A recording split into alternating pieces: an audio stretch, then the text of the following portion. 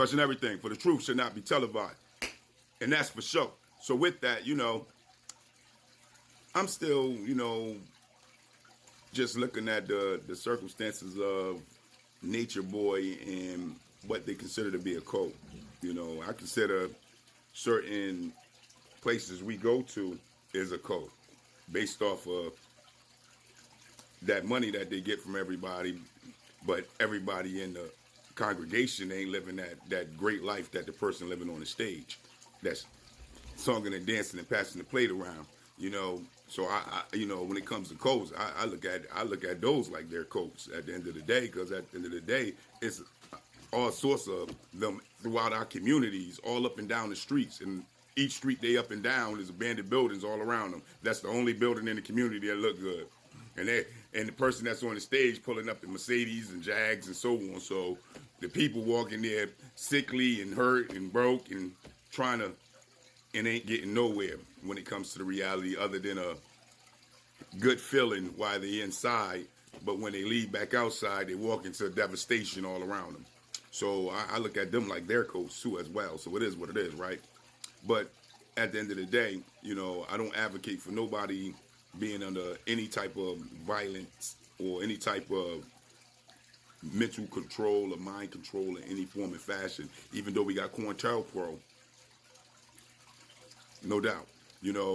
So with that stated, when it comes to Nature Boy and some of the antics that he put out and portrayed, me personally, I didn't watch him. I didn't really get into none of that type of stuff because, like I say all the time, if we gonna be able to do any type of good for our people, we gotta first start with ourselves, and that's just what it is. You gotta be able to get your moral base right, and in any sense, in any who, when it comes to what he was putting out on a level of what brought the other folks together with him, if that moved them to be with him, then to each his own, because we all humans. I just hope that nobody go into a position and in place as a spiritual being, having a human experience, and get entrapped into a place where it's destructive for them, or abusive to them, or violence to them. I hope that don't happen, because at the end of the day, being a traumatized people, like I said, and having this trauma bond that we have amongst each other, when it comes to being hurt and not knowing how to deal with that hurt. When you see someone that is promoting healing in the form of what they say Nature Boy was being about when they first got with him, then that'll bring people into your congregation, into your circle, looking for spiritual upliftment and spiritual guidance, because we know that we can't get it from the colonizers. We can't get it from their system. The system and their control and their economic and political power over us don't give us any type of relief from the trauma that their people have caused on us, nor do it give us any type of real, true spiritual guidance that is not manipulated and orchestrated through their system. Thus, it's not really one of us. It's not from us. Because if it's not coming from our ancestors, then it's not us. And if you're going to schools and universities to be taught how to bring spiritual guidance to our people by them, then 9 times out of 10, it don't represent us.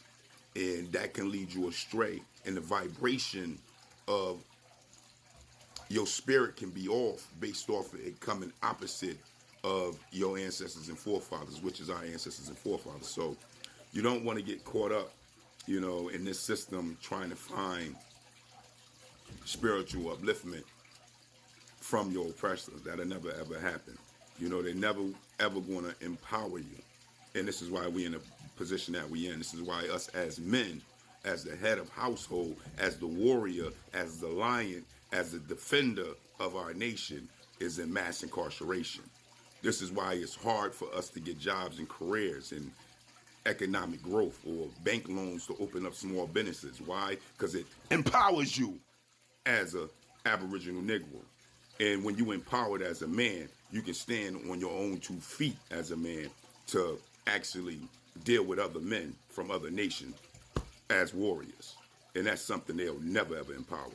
So with that stated, when it comes to our brother Nature Boy and what he was putting out, when you lead our people astray, when you lead our people away from the glory of healing and finding that spiritual essence that uplift them into a better place, away from the trauma that we are all under, to trap them into a violent or a place of destruction, is totally devastating, and it's a total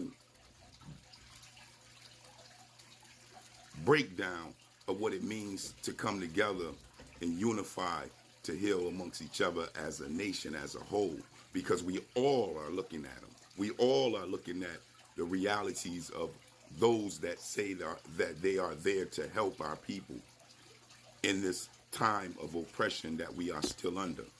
And to lead them astray is devastating, not just to the victims, but to all of us, because we all become victims, because we all are a part of the journey of trying to heal our people in different ways and different fashions.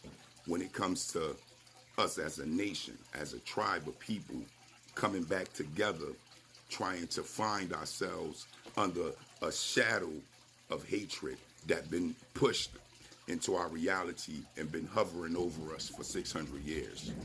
So I definitely don't advocate for someone bringing destruction to our people. Now, some people say that the sentence was too harsh. I don't know. When you look at people that mass delete people off the planet, when you look at Caucasians that mass delete people off the planet, or colonizers that mass delete people off the planet, do it way up to what he got as a sentence. These are things that you got to ask. When you look at people that commit pedophilia on children and their sentencing in the system, did their sentence weigh up to what he got? See, because this is how you weigh the sentence, on what he had put out to what others have put out, and then you make a judgment off of that. So for me, I'm not a judge, I'm not a lawyer, I'm not none of those things, nor do I want to take a bar oath for any reality under any circumstances with this death, with this death culture of a nation. When it comes to these people that is controlling us, I would never want to take any oaths with them, because their oaths lead you down hellish avenues. That's just what it is. And so when you look at the circumstance of his sentence, I can't really judge it because I'm not a judge. I'm not that person. I don't really want to get myself into that reality. I'm not for it when it comes to anything that the victims might have went through, because victims that been victimized, that are our people, already been through enough, and we don't need to lead them into those type of places where they get more victimized by our own hands and our own people. That's devastating in itself. And I wish them well, and I hope that they all find healing and find an approach to be able to heal. I see what some of his wives are saying and what they feel, and they're saying how, it was a kangaroo court and that they wasn't letting in any type of defense that they had on their behalf when it comes to fighting for Nature Boy. I don't know nothing about it, because like I said, I didn't watch the trial or nothing like that.